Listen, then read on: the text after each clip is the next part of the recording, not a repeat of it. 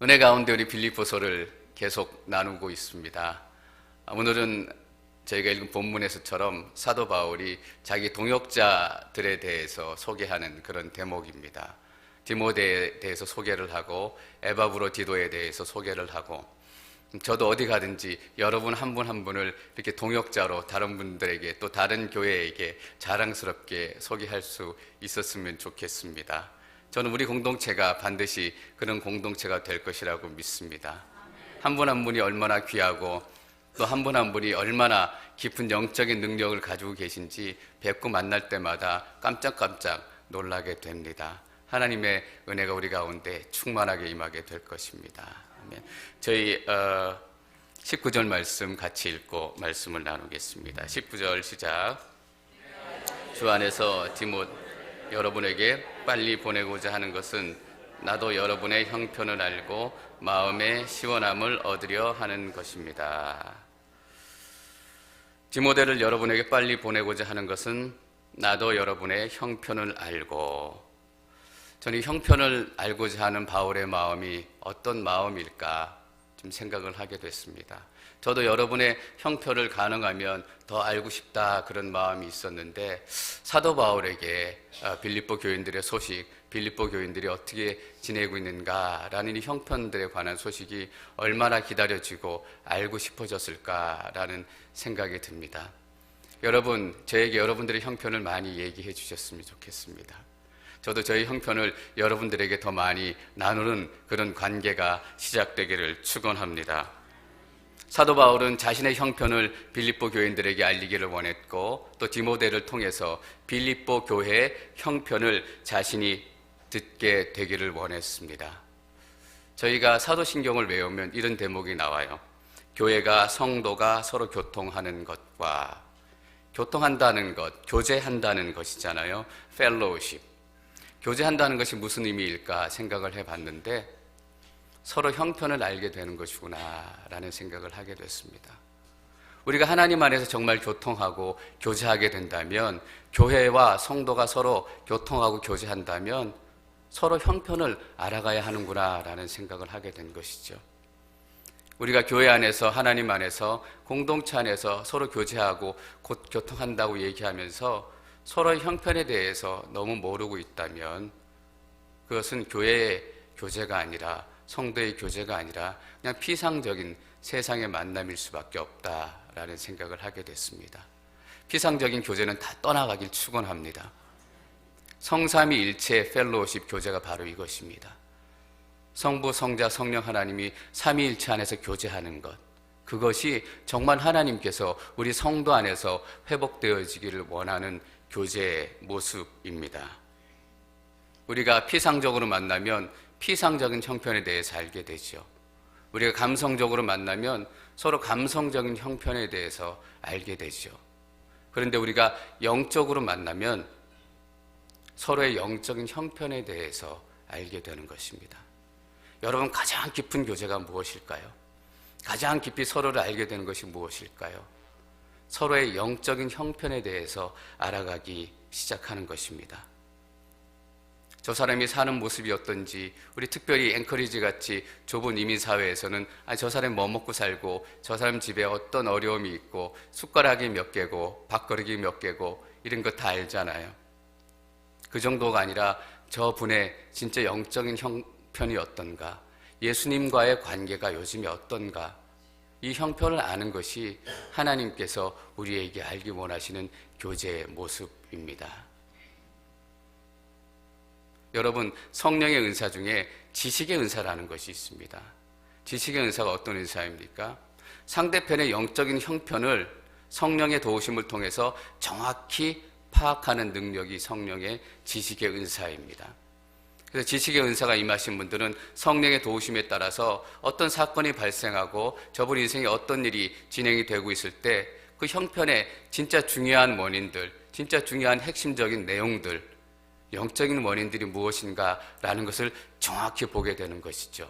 그게 지식의 은사입니다. 그렇기 때문에 저분에게 진짜 필요한 도움의 말씀이 무엇인지, 필요한 권면의 말씀이 무엇인지, 저분에게 진짜 해결책이 무엇인지 얘기해 줄 수 있는 것, 그것이 바로 지식의 은사입니다. 저는 우리 앵커리지 온누리교회 공동체가 성령의 은사로 충만한 공동체가 되기를 원합니다. 치유의 은사도 경험하시고요. 예언의 은사도 경험하시고 권면의 은사도 경험하시고 또 이 귀한 지식의 은사도 경험하셨으면 좋겠습니다. 성령의 은사는 초대교회 시대로 멈춘 것이 아닙니다. 이 시대에도 동일하게 일어나고 있고 저도 여전히 지금도 기도할 때 하나님 저에게 치유의 은사를 허락해 주십시오. 성령의 은사를 허락해 주십시오. 지식과 지혜의 은사를 허락해 주십시오. 라고 기도하고 있습니다. 얼마나 놀라운 하나님의 권능입니까? 저 때문이 아니라 제 안에 계신 성령의 능력 때문에 제가 손을 얹고 기도하는 곳마다 환자가 일어나고 아픈 사람이 회복되어지고 목회자의 소망만이 아니라고 생각이 됩니다. 여러분 동일한 영적인 꿈을 꾸십시오. 동일한 영적인 소망을 가지십시오. 제가 목회자로서 기도에 관해서 제일 많이 받는 질문이 두 가지입니다. 첫 번째는 어떻게 하면 기도를 잘할 수 있나요? 기도를 잘하게 되나요? 기도를 하시면 기도 잘하게 됩니다. 그 방법 외에는 특별한 비결이 없습니다. 기도를 잘하고 싶으시면 기도하시면 됩니다. 그리고 두 번째 많이 받는 질문 중에 하나가 어떻게 1시간 넘게 기도할 수 있어요? 저는 5분만 기도하면 기도할 게 없어요. 라는 질문입니다. 혹시 이 자리에 계신 여러분들 가운데 동일한 기도의 고민이 있지는 않으십니까? 신앙생활을 이제 막 시작하신 분들이 그런 고민을 가지고 있다면 그것은 성장해 가는 과정이니까 큰 문제가 없을 거라고 생각이 됩니다. 근데 대부분 여기 계신 분들은 30년, 40년 신앙생활 하셨고 여전히 그 기도의 고민을 가지고 계신다면 그것은 이 한 가지 이유 때문일 것입니다. 다른 사람의 형편에 관심이 없기 때문입니다. 다른 사람의 형편에 관심을 갖기 시작하면 다른 사람의 삶이 눈에 보이기 시작하면 그분의 기도 제목들만 가지고 기도해도 그냥 기도 제목만 그대로 읽어도 5분, 10분은 훨씬 넘어가는 시간이 될 것입니다. 제가 여러분 신방 갔다 오고 또 기도 제목을 듣고 하게 되면 제 컴퓨터에 기도 제목을 이렇게 다 정리해 놓습니다. 그래서 이렇게 몇십 칸이 넘어가고 때로는 그 이상이 넘어가고 그래서 정리하고 읽는 데만 해도 20, 30분이 걸립니다. 왜 저는 5분 넘게 기도할 수 없을까요? 여러분 성령께서 이 시간 여러분들에게 하시는 말씀을 들으십시오. 다른 사람의 형편에 관심이 없기 때문입니다. 디모데가 형편을 알기 위해서, 형편을 알려주기 위해서 빌립보 교회로 곧 출발하게 됩니다. 지금 언어로, 지금 표현으로 하자면 이렇게 표현할 수 있을 것 같습니다. 사도 바울의 기도 제목을 나누기 위해서 빌립보에 가는 것이고 빌립보 교회의 기도 제목을 듣기 위해서 디모데가 가는 것입니다. 형편을 안다는 것은 서로를 위해서 기도한다라는 것입니다. 여러분 저를 위해서 기도를 부탁드리겠습니다. 너무나 약하고 너무나 부족하기 때문에 여러분이 기도가 없으면 정말 하나님의 은혜를 구할 수밖에 없습니다. 물론 저도 여러분들을 위해서 기도하고 여러분들의 형편을 알기 위해서 온 힘을 다 쏟을 것입니다. 그래서 형편을 알면서 기도하면서 세워져 가는 공동체, 그 공동체가 우리가 꿈꾸는 공동체 아니겠습니까? 그냥 서로 어떻게 살고 힘들게 살고 이것이 아니라 정말 그 원인은 무엇인가 같이 기도하면서 함께 영적인 답을 찾아가고 함께 위로를 찾아가고 함께 은혜를 찾아가는 것. 저는 기도 제목을 나눈 것이 우리 교회의 영적인 문화가 됐으면 좋겠습니다. 어떤 분은 절대로 기도 제목 안 나눠주시는 분이 계셔요. 그냥 신비주의, 영적인 신비주의를 추구하시는지 모르겠는데 기도 제목 자주 나눠주시고 또 같이 기도하고 그게 하나님의 역사가 시작되는 통로입니다. 왜 우리가 우리 스스로 하나님의 역사를 맡겠습니까? 왜 우리가 우리 스스로 성령의 역사를 맡겠습니까? 성령을 회방하는 죄, 굉장히 거창하고 엄청난 죄라고 생각하십니까? 기도 제목을 나누지 않는 것에서부터 막힌 것이 시작이 되는 것입니다. 하나님의 역사, 성령의 역사가 무엇 때문에 막히고 나타나지 않는다면 분명히 그것은 성령의 역사를 방해하는 것이 되는 것입니다. 제 이메일로 기도 제목이 쏟아져 들어오기를 기다리고 있겠습니다. 저희 20절, 21절 말씀 같이 읽겠습니다. 시작. 마음을 품고 여러분의 형편을 진정으로 돌아볼 사람이 내게는 아무도 없습니다. 모든 사람이 자기 자신의 일에만 몰두하고 그리스도의 일에는 관심이 없습니다. 모든 사람이 자기 자신의 일에만 몰두하고 그리스도 일에는 관심이 없습니다. 믿지 않는 사람들이 이렇게 산다고 사도 바울이 섭섭하다고 편지를 썼을 것 같지는 않아요. 예수님을 만났다고 얘기하는 사람들이 그 사람들의 삶을 보니까 아직까지 예수님 중심의 삶이 아니고 빌립보 교회의 어려운 사역을 위해서 보내려고 하니까 보낼 만한 사람이 딱 눈에 띄지 않는다라는 것이죠. 저도 어떨 때 사역하다 보면 정말 중요한 사역인데 이 사역을 누구와 함께 할까라고 생각할 때 딱 마땅히 함께 할 사람이 없구나라고 생각될 때가 있습니다. 아마 사도 바울의 마음이 그런 마음이었던 것 같습니다. 한 사람도 없고 모든 사람이, 정말 디모데 외에는 한 사람도 없었겠습니까? 모든 크리스찬들이 다 그랬겠습니까? 그랬진 않았겠지만 사도 바울이 이렇게 표현한 것은 사도 바울이 정말 외롭구나. 감옥에서 하나님을 의지하고 기도하고 감옥에서조차도 말씀 사역, 복음 선포에 앞장서 있지만 참 여러 가지로 힘들고 외로운 상황 가운데 있구나. 외로움이 그 뼈까지 사무쳐 있구나라는 생각을 하게 됐습니다. 여러분 신앙생활 하시면서 외롭다고 느끼실 때가 없습니까? 많은 사람들이 함께 있지만 나 혼자인 것 같고 아무도 함께 하지 않는 것 같고 외롭다고 느껴지실 때, 이 설교를 준비하면서 하영조 목사님 사모님, 이영기 사모님께서 쿠사치의 봄이라는 책을 쓰셔서 저희 많이 꽂혀 있던데 그 책의 한 대목이 생각이 났습니다. 어느 대목인지 제가 찾지를 못해가지고 정확한 표현은 기억이 안 나는데 내용은 이런 것이었습니다. 한 목사님하고 이제 사모님이 한 목사님 치료 때문에 일본에 머물고 작은 아파트에 머물고 계실 때 한 목사님이 힘들어 보이시기도 하고 또 많은 사람들 가운데 있다가 혼자 있으니까 어떠실까 싶어서 사모님께서 이렇게 물어보셨답니다. 지금 보고 싶은 사람이 누가 있으세요? 누구를 만나고 싶으세요?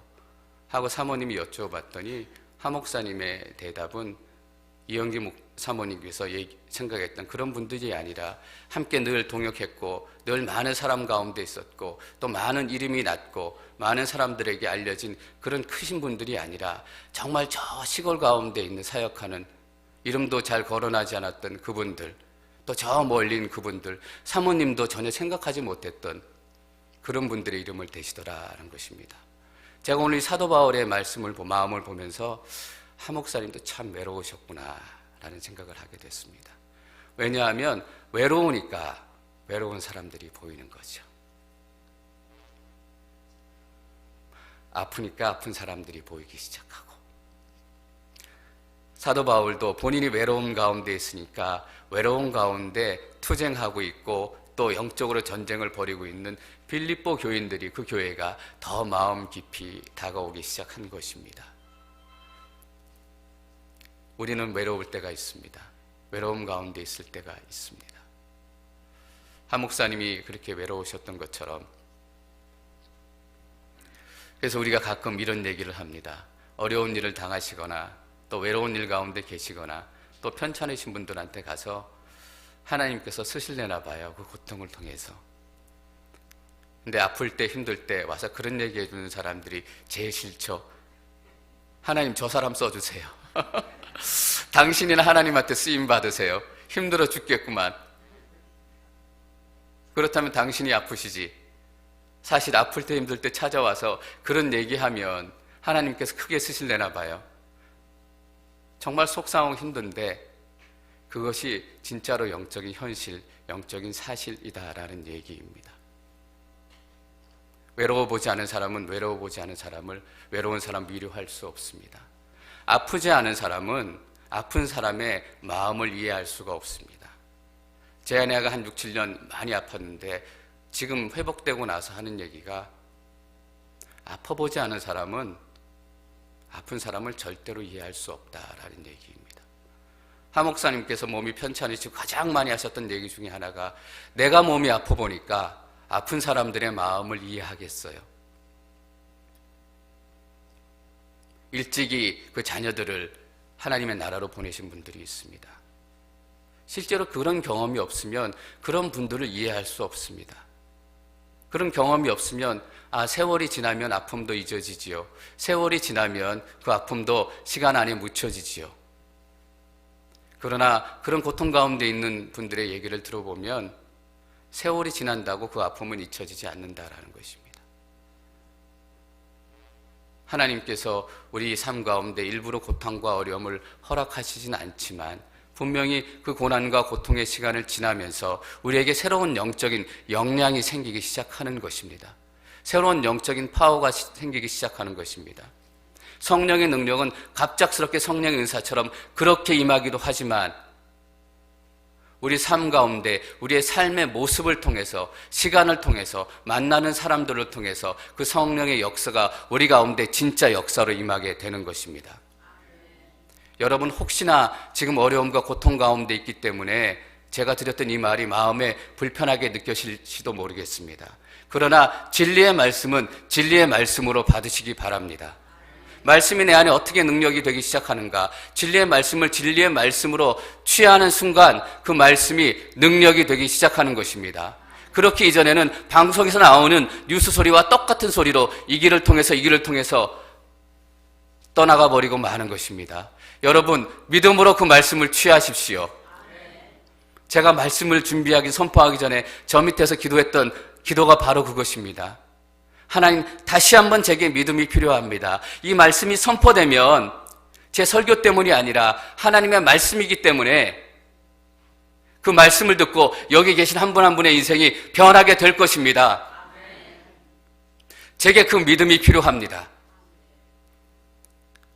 여러분에게도 그 믿음이 필요한 것입니다. 절대로 의미 없는 시간은 없습니다. 절대로 그냥 흘러가는 시간은 없습니다. 저도 제 삶 가운데 있었던 크고 작은 질곡들, 진폭들을 생각해 봅니다. 그것들 덕분에 제가 여러분들을 섬기고 또 이 앞에서 작지만 여러분들의 마음을 나누고 공감할 수 있는 것입니다. 사도 바울이 외로웠습니다. 모두 다 아무도. 외로웠기 때문에 외로운 빌립보 교인들을 이해할 수 있게 되었던 것입니다. 저희 22절 말씀 계속 읽겠습니다. 22절 시작. 여러분 디모데의 연단을 알고 있습니다. 자녀가 아버지에게 하듯이 그는 복음을 위해 나를 섬겼습니다. 모두 다 디모데의 연단을 알고 있습니다. 다른 번역은 어떻게 번역을 했냐면 디모데의 인품을 여러분들이 잘 알고 있습니다. 연단은 우리의 인품을 만들어내는 것입니다. 원래 뜻은 어떤 뜻이었냐면 디모데 스스로가 자기가 어떤 사람인지 증명했다라는 뜻입니다. 저는 말씀을 묵상하면 묵상할수록 깨닫는 것이 인품은 성격이 아니라 영성이다라는 결론을 내릴 수밖에 없습니다. 여러분 인품 좋은 분들이 되시기를 바랍니다. 사도 바울은 그 몸도 병약했던 사람입니다. 디모데 후서에 보면 사도 바울이 그 디모데에게 권면해서 어떤 권면을 했냐 하면 디모데야 너는 미장도 약하고 늘 병치레로 고생을 하니 이런 얘기를 했습니다. 이런 병약한 몸과 또 병약한 마음으로 사도 바울의 그 거친 여정들을 쫓아다녔다라고 생각해 보십시오. 다른 사람들의 2배, 3배는 더 힘들게 느껴졌고 더 고통스럽게 느껴졌고 그 고난과 연단들을 통해서 만들어내진 것이 무엇입니까? 인품이다라는 것입니다. 인품은 영성의 결정체입니다. 저 사람 신앙은 좋은 것 같은데 성품이 영 아니야. 신앙이 안 좋으신 겁니다. 인품이 좋아야 여러분 이제 자녀들을 출가 보내시고 또 손자 손녀들을 출가 보내실 때 제일 첫 번째 보실 게 바로 이겁니다. 인품. 그 신랑, 그 며느리의 인품이 어떤가? 왜냐하면 인품은 그냥 생기는 것이 아니라 삶을 통해서 정금같이 나오게 돼 있는 것입니다. 그래서 인품은 절대로 변하지 않고 절대로 흔들리지 않습니다. 저도 인품이 좋은 사람이 되려고 많이 노력을 하는데 아직까지 너무나 많은 부족함이 있고 제 안에 너무나 많은 가시들이 있는 것을 느끼게 됩니다. 여러분, 우리 서로 좋은 인품을 다듬어 갔으면 좋겠습니다. 그 공동체가 아름다운 공동체이지요. 이어서 사도 바울은 에바브로디도에 대해서 또 한 사람의 동역자에 대해서 얘기합니다. 여러분, 에바브로디도에 대해서 잘 모르시죠? 성경에 대해서 많이 언급되진 않고 있는데 에바브로디도라는 말 안에 아프로디테, 에베소에서는 아데미 여신이라고 표현하고 있죠. 그 단어가 들어가 있습니다.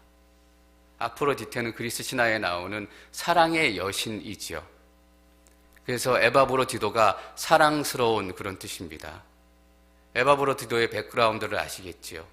그 부모님들이 아데미 여신 아프로디테를 열심히 섬겼던, 이방신을 섬겼던 그런 이방인들이었던 것 같습니다.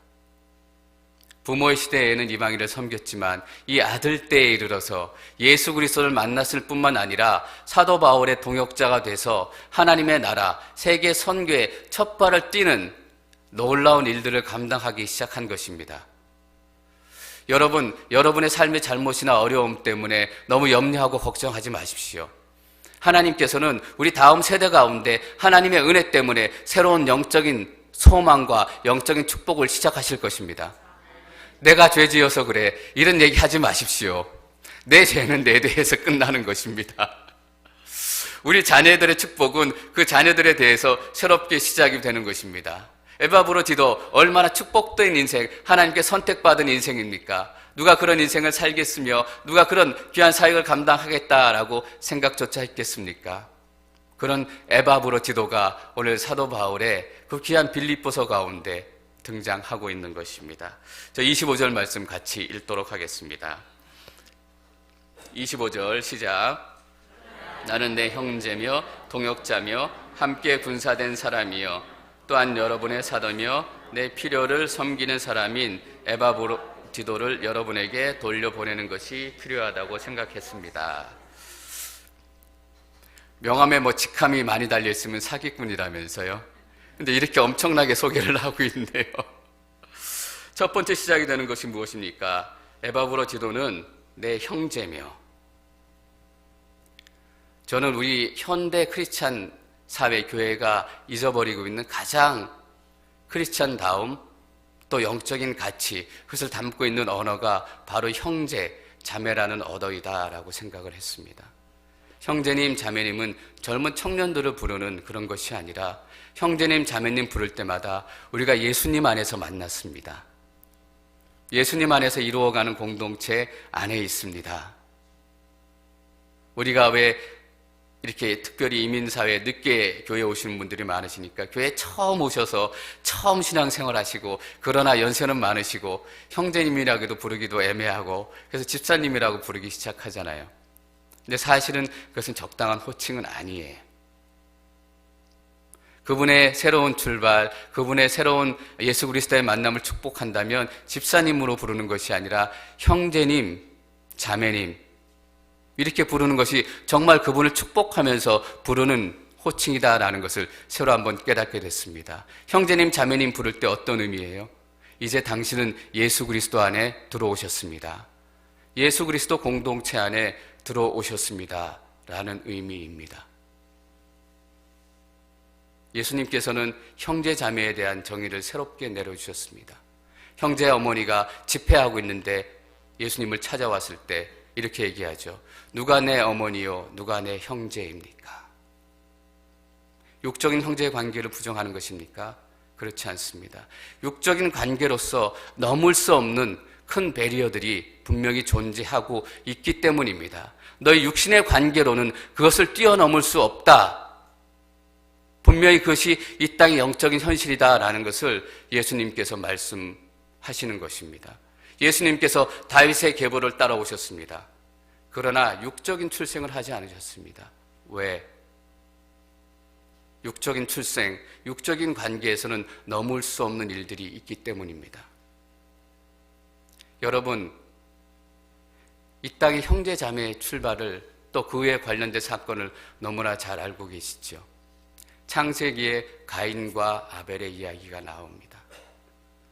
이 땅에 존재한 첫 번째 형제 아담과 이브가 에덴 동산에서 하나님께 영적인 죄를 범한 이후에 우리 인생의 삶 가운데 가장 구체적이고 실질적인 모습으로 죄가 등장합니다.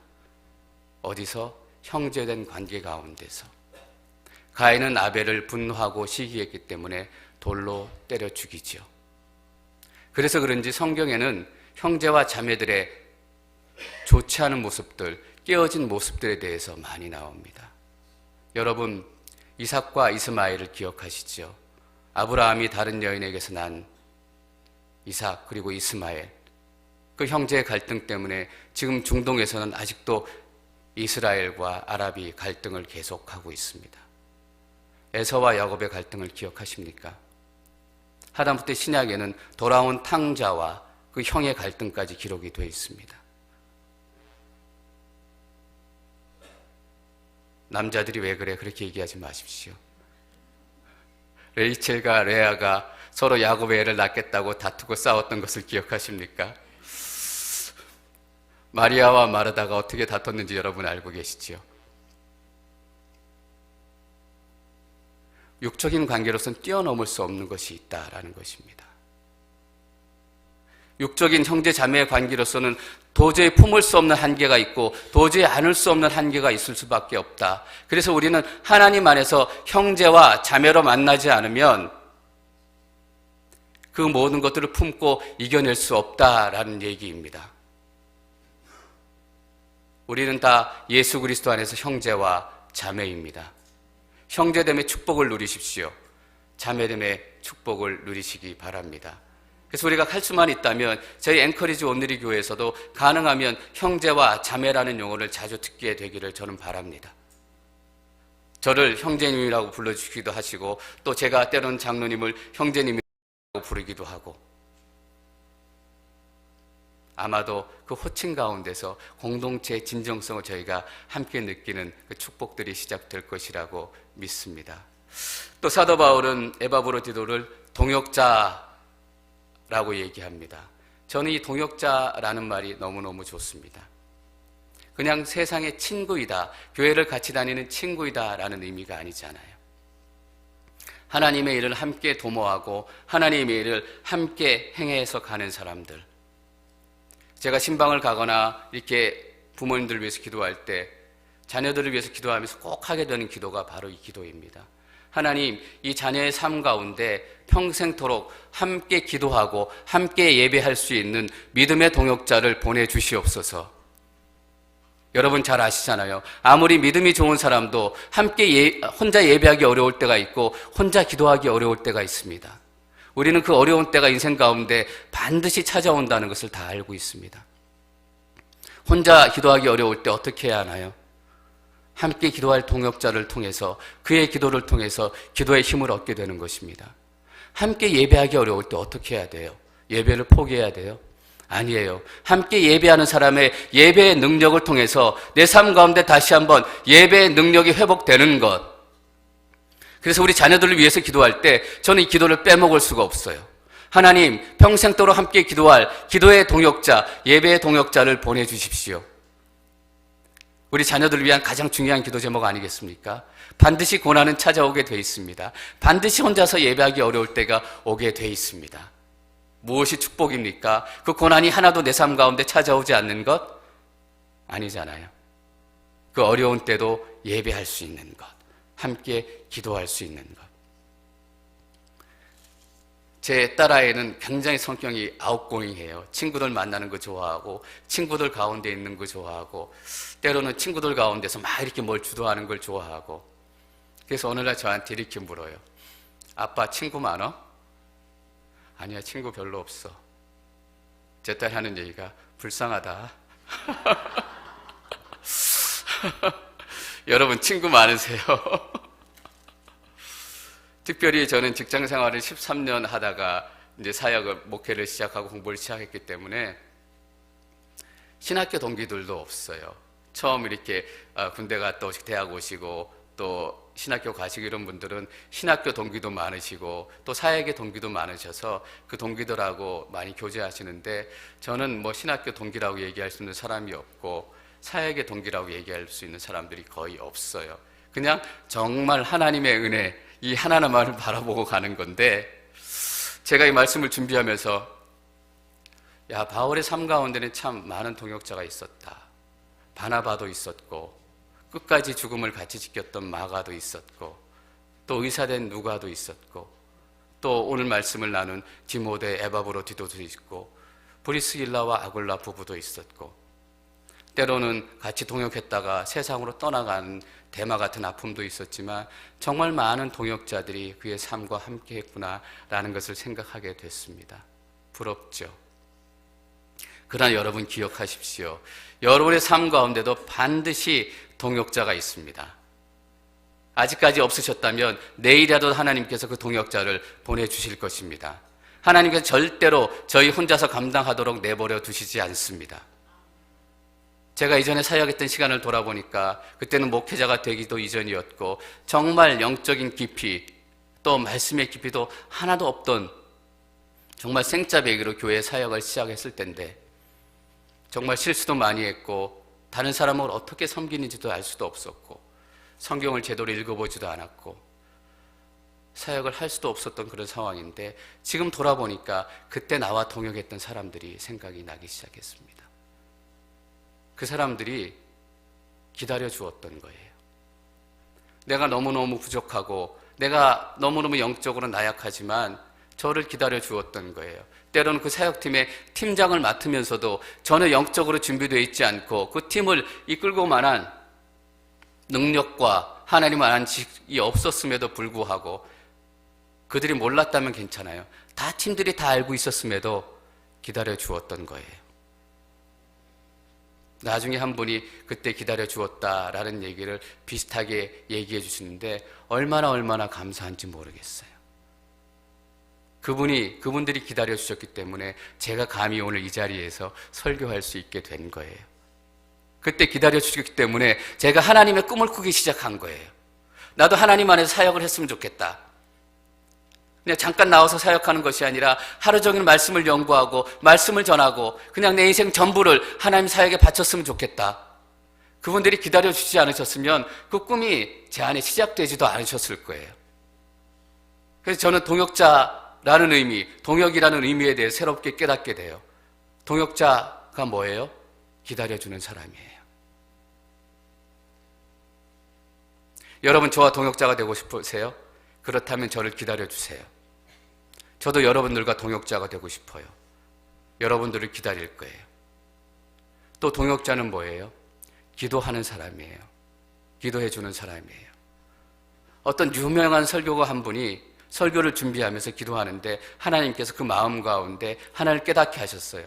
뭐냐 하면, 너가 매일 올라가서 설교해야지. 그 설교 잘하지. 왠 줄 아니? 그 설교 강대상 밑에서 글도 읽을 줄 모르는 한 노인이 매 시간 너의 설교를 위해서 기도하고 있기 때문이야. 누가 진정한 동역자예요? 누가 그 사역의 결과를 만들어내요? 동역자는 기도해주는 사람이에요. 여러분, 저와 동역자가 되고 싶으세요? 그러면 기도해 주세요. 저도 여러분들과 동역하고 싶어요. 여러분들을 위해서 기도할 거예요. 에바브로디도는 이런 사람이었어요. 기다려주고 기도해주고. 그리고 또 어떻게 에바브로디도를 소개하고 있습니까?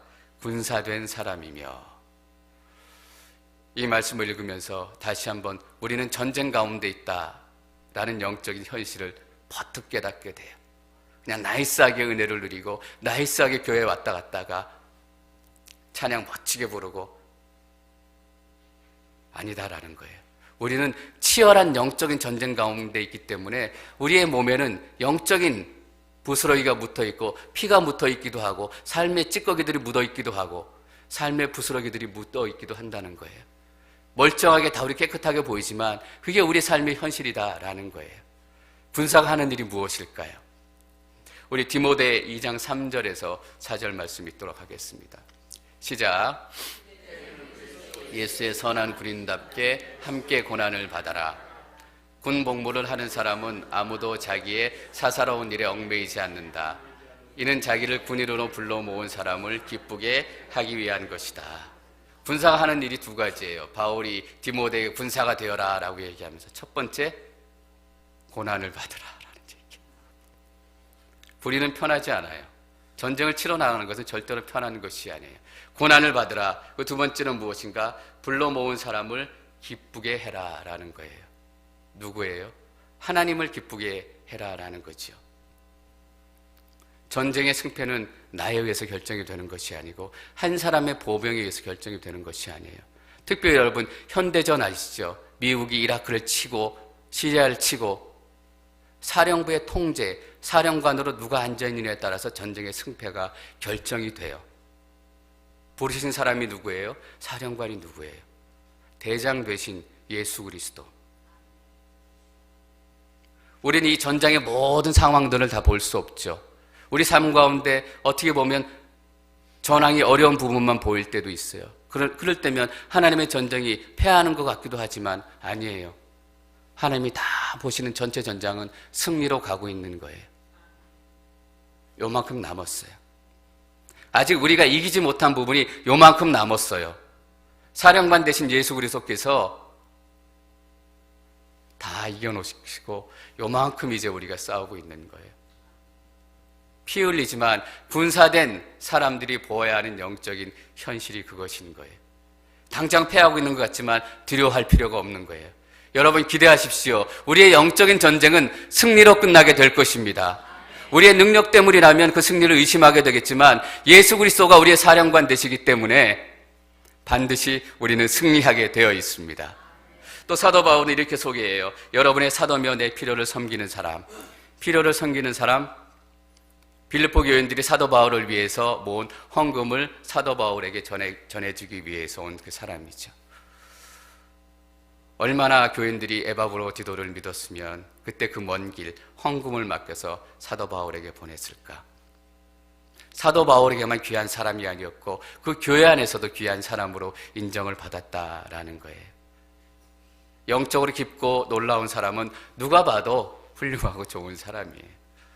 저는 여러분 모두가 누가 봐도 훌륭하고 좋으신 분들이 되기를 축원합니다. 오늘 저는 끝으로 사도 바울이 에바브로디도를 소개한 순서에 좀 주목하고 싶어요. 맨 먼저 뭐라고 소개해요? 내 형제요. 다른 포지션에 또 다른 섬김에 다른 사역들로 에바브로디도를 소개하기 전에 내 형제요 라고 소개를 하고 있는 것입니다. 왜 그리스도를 관계의 종교라고 얘기해요? 관계에서부터 출발하는 거예요.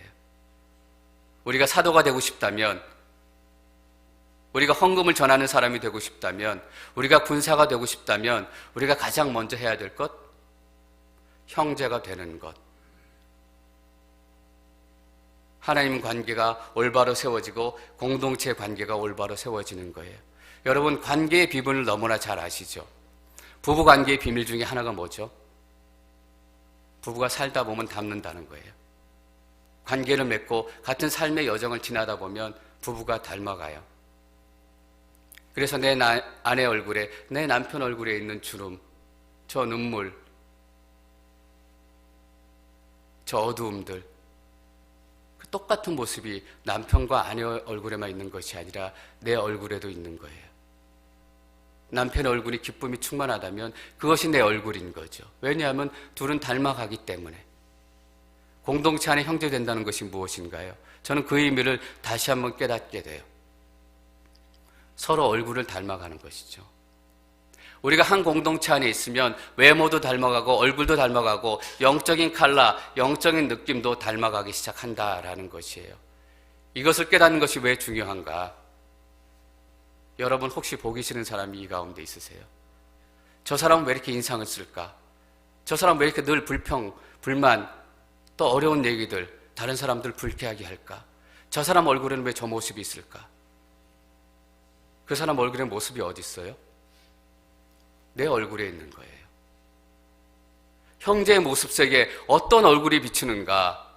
형제의 모습 속에 하나님의 영광이 비추고 있다면 그것은 형제의 얼굴이 아니라 내 얼굴에 하나님의 영광이 비추고 있다라는 거예요. 그것이 우리가 한 공동체 안에 형제되고 한 공동체 안에 공동체를 이루어가는 것이죠.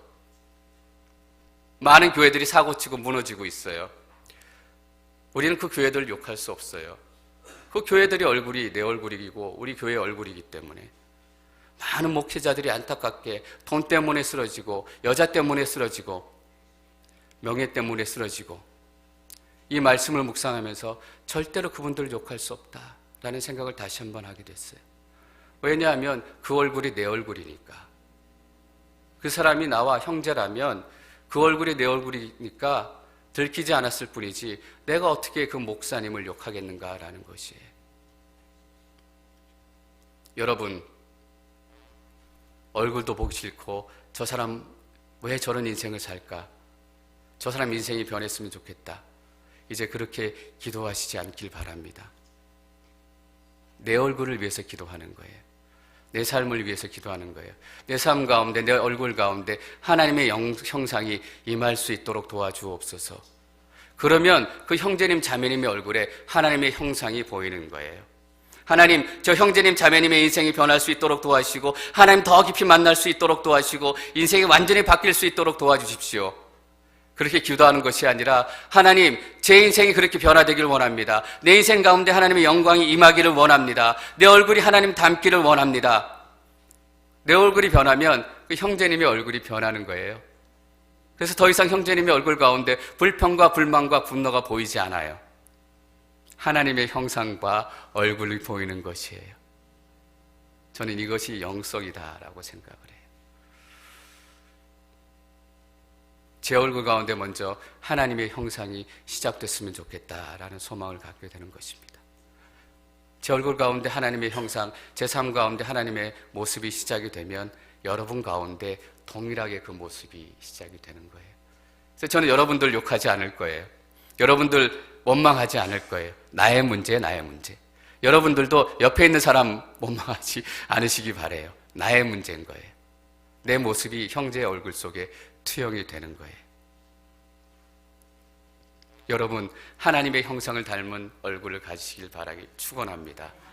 또 하나님의 축복을 누리시는 인생이 되시길 축원합니다. 그것이 우리 공동체의 축복의 시작이고 또한 회복의 시작입니다.